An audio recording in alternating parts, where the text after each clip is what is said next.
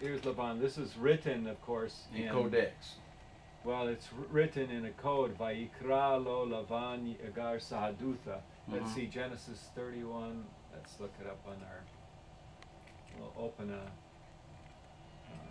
file, text browse here, and wonder where we have it listed under. Not sure. No, that one there. There it is. Here we go. I noticed it said Old Aramaic. Is there a difference in that? Yes. Yeah, the dialect is different. The dialect of Biblical Aramaic, the Biblical Aramaic language is more what we would call official Aramaic. Official Aramaic. Yeah, it is language that is related to the language used by the Persian Empire. Gotcha. Remember that the Persians conquered Babylon, right, and took it from Nebuchadnezzar. Nebuchadnezzar himself was probably from an Aramaic-speaking tribe. Okay, that's when Daniel and all of them were there. Yes. And so the language written in Ezra and Daniel is a later language. It's not ancient Aramaic. Ancient Aramaic usually has to do with inscriptions from the 10th, 9th, 8th, 7th centuries BC. Ah, okay. So it's Can you give an example of that? I don't have a written example. I mean, I have example, but it would be written in a different script. This is from Genesis 31:47. Vayikralo, and Laban called it, that is, that heap of stone, Yagar Sahadutha, and Jacob Yaakov karalo Gal Eid. And Yagar, this Yagar Sahadutha is Aramaic, and Gal Eid is Hebrew, meaning the same thing. Ah, okay. Does it have a spiritual connotation to it? No. It just means it's a representation of the language. It means that the Bible is consistent in saying that Abraham came from an Aramaic-speaking family and tribe, and that the relatives are from Aram Naharaim, which is either Aram from the Middle Euphrates area or Aram between the two rivers, meaning probably the Habur River and the Euphrates River. Okay. Because it is in the northwest of Mesopotamia. Gotcha. And before the mountains of So his Turkey. wife, his other wife that he had, Keturah, how would you say her name in the ancient Aramaic? Well, I don't know. I just Keturah. It's a Hebrew, so Keturah. So it says Keturah. Right. Oh, okay. Right. And but the descendants of Abraham spoke Hebrew at some point, because here you have Jacob speaking Hebrew and his relative Laban speaking Aramaic. Right. And they understand each other. And the old, when it went to that reference chart, it said Old Aramaic. Right. Old Aramaic, like I said. Old Aramaic. This is the earliest. These are the earliest Aramaic texts that we have, and they are found in both in Syria and in the north of Israel, Lebanon, and in Assyria. And so these are areas. The Assyrians. Would it be in that script right there? It would be in this script, but these are not in that script because. See that script that's open. Yeah, we don't, because we don't have it embedded, so they could do this. So it's so it comes in the modern. Right. So we just bring it up this way. So okay, I see it's in the modern. Yeah. But it's been given destination from the old, which is over there, from the original, which that thing right there. Right. So let me see. This is. Well, this is the famous Tel Dan stela. Yeah. And right here you have Beit David, the house of David. Right, I see it. And right here.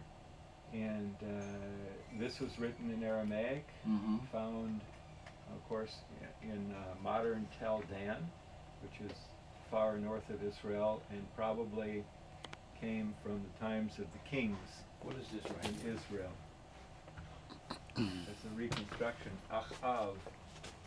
Yehoram. It's reconstructed Yehoram bar Achav.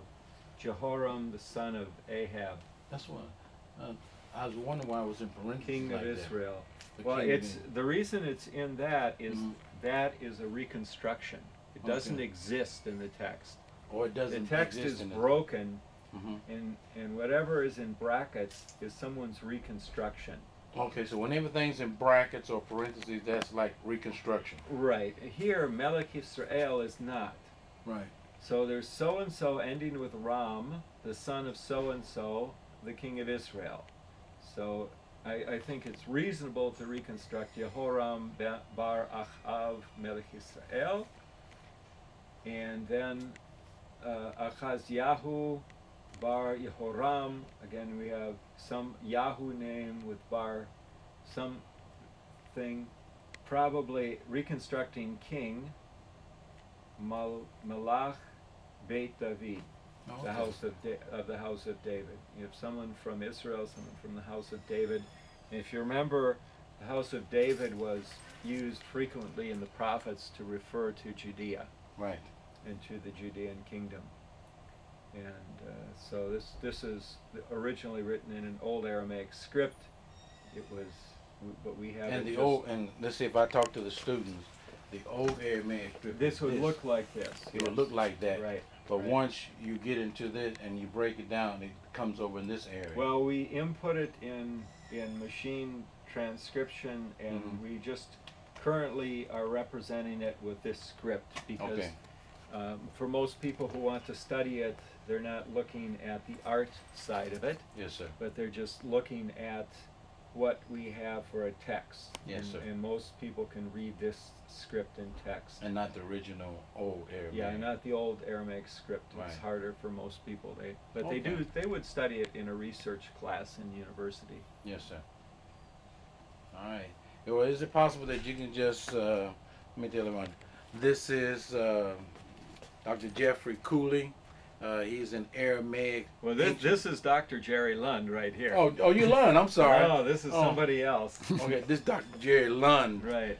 And he is a person who studies and researches the ancient Aramaic scripts and things from the Dead Sea Scrolls and of that nature. Right, and transfers from the original Aram script that it is into the modern, so that we can use it to understand and read and to research. Well, what we do, Yes, sir. we take texts and we input them into a computer, and then we tag them lexically. Okay, Tag them lexically. That means sir. we build databases. Yes, sir. This is a database right here, for example, and the first one tells us where this would fit in a dictionary. The second gives us descriptive information about this word that we're looking at. The actual word we're looking at in the text is the third field of the database, and the fourth one is a coordinate that tells us where it's located in a given text. Yes. So the second field would tell us whether it's a noun or a verb, a preposition, an adverb, an adjective, what it is, and we're in a dictionary. And then later what we do, as we're developing, as the project is developing, we are